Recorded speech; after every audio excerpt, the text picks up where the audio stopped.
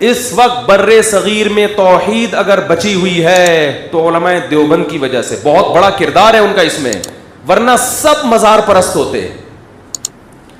Survey کرو، سفر کرو، میں گلگت گیا ہوں، چترال گیا ہوں، جہاں مزار پرستی نظر آئے گی وہ جگہیں جہاں علماء دیوبند کے اثرات نہیں ہیں۔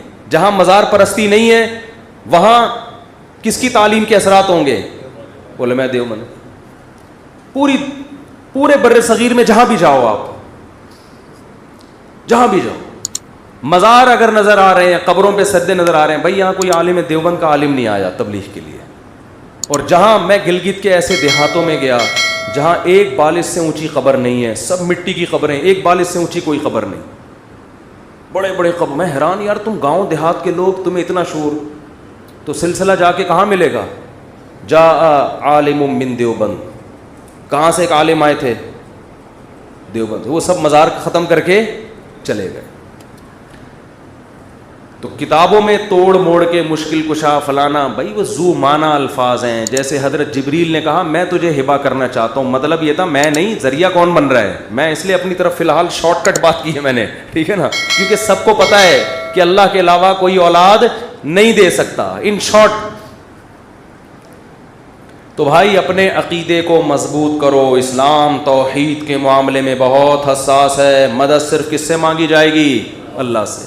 مزاروں پہ حاجات پوری نہیں ہوتی۔ ایک آخری بات کر کے بیان ختم کرتا ہوں۔ ایک صاحب جن کا آدھا دھڑ فالج زدہ تھا، آدھا دھڑ ہی ہوتا ہے فالج میں، مجھے کہنے لگے کہ میں دعائیں مانگ مانگ کے تھک گیا، میرا فالج ٹھیک نہیں ہو رہا، مجھے کسی نے کہا ہے فلاں بابے کے مزار پہ جاؤ تو وہاں جا کے دعا مانگو تو یہ دھڑ کیا ہو جائے گا؟ ٹھیک۔ میں نے کہا جس بابا کی قبر پہ جا رہے ہو آپ کا آدھا دھڑ کام نہیں کر رہا، ان کے دونوں دھڑ کام تبھی تو قبر میں گئے ہیں۔ میں نے کہا اگر ان کے دونوں دھڑ میں سے آدھا دھڑ دور کی بات ایک آنکھ بھی کام کر رہی ہوتی نا، مثال کے طور پر آپ کسی بزرگ کا انتقال ہو گیا، آپ نہلا رہے ہیں، ہمارا اسٹائل ہی ہے یہ بات کرنے کا نا۔ جب میں نے اس کو کہا تو ہنسنے لگا وہ، میں نے کہا جس کے پاس جا رہے اس کے دونوں دھڑ کام نہیں کر رہے بھائی۔ تو میں نے کہا اگر پھٹے پہ ان بزرگ کو جب نہلانے کے لیے لٹایا تھا ان کا آدھا دھڑ کام کرنے لگتا، تو جو نہلانے والے ہیں ان کے دونوں دھڑ کام نہیں کرتے، مر جاتے وہ خوف سے۔ آدھا دھڑ تو دور کی بات، اگر ان کی ایک پلک بھی ہلنا شروع کر، مثال وہ آنکھ مار دیتے یوں کر کے، آپ ایسے کر کے آنکھ مارتے، آپ نہلا رہے انہوں نے یوں آنکھ ماری، اس کا مطلب اگلا نمبر کس کا ہے؟ تیرا، آ جا، یہی ہوتا نا۔ تو غسل دینے والے غسل دیتے، بولتے نہیں بھائی یہ تو بزرگ بھی نہیں لگ رہے ہم کو، یہ ان کی حرکتیں ٹھیک، مرتے ہوئے بھی کیا کر رہے ہیں؟ اشارہ کر رہے ہیں آجا، مر جاتا آدمی۔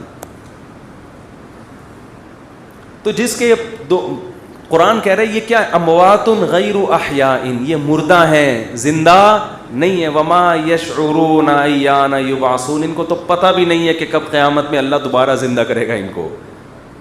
تو حاجت روائی، مشکل کشائی کس کے ہاتھ میں ہے؟ اللہ کے ہاتھ۔ تو ہم یہ بات بھی ہمیں کس نے بتائی؟ اللہ نے۔ تو اللہ نے بتایا یہ کائنات خود سے نہیں بنی، میں نے بنایا، میں اکیلا ہوں۔